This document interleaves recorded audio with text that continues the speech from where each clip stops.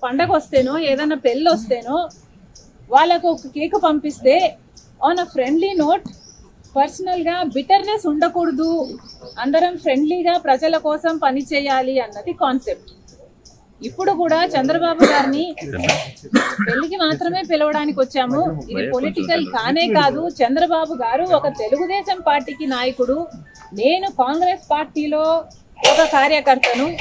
మాకు రాజకీయంగా ఏ లావాదేవీలు ఉండదు, ఉండకూడదు, ఉండబోవు కూడా.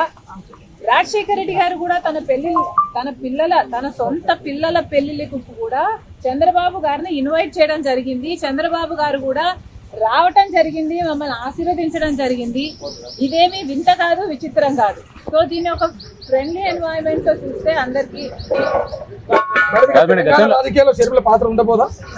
కాంగ్రెస్ పార్టీలో మనం పెట్టుకున్న తర్వాత కాంగ్రెస్ పార్టీ ఏ బాధ్యతలు అప్పచెప్పినా ఆ బాధ్యతలు నేను నమ్మకంగా చేస్తానని ఆ రోజు చెప్పాను, ఈ రోజు చెప్పాను. మేడం ఫ్రెండ్లీ రాజకీయాలు మేడం మీరు ఫ్రెండ్లీ రాజకీయాలు కోరుతున్నారు. ఇప్పుడు అంతా ఫ్రెండ్లీ రాజకీయం ఉందా మేడం? ఒకవైపు మీ సోదరుడితో చంద్రబాబు నాయుడుకి వైరం ఉంది, మీరేమో రాజకీయాలు అలా ఉండకూడదు అంటున్నారు. ఎట్లా madam? Not condoning anything.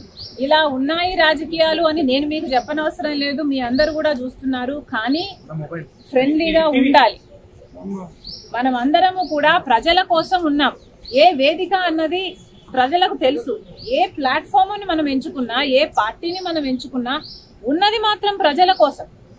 So ప్రజల కోసం నమ్మకంగా పనిచేద్దాం. పార్టీలు ఉన్నది, లీడర్లు ఉన్నది ప్రజల కోసం, స్వార్థం కోసం కాదు అన్నది నాది.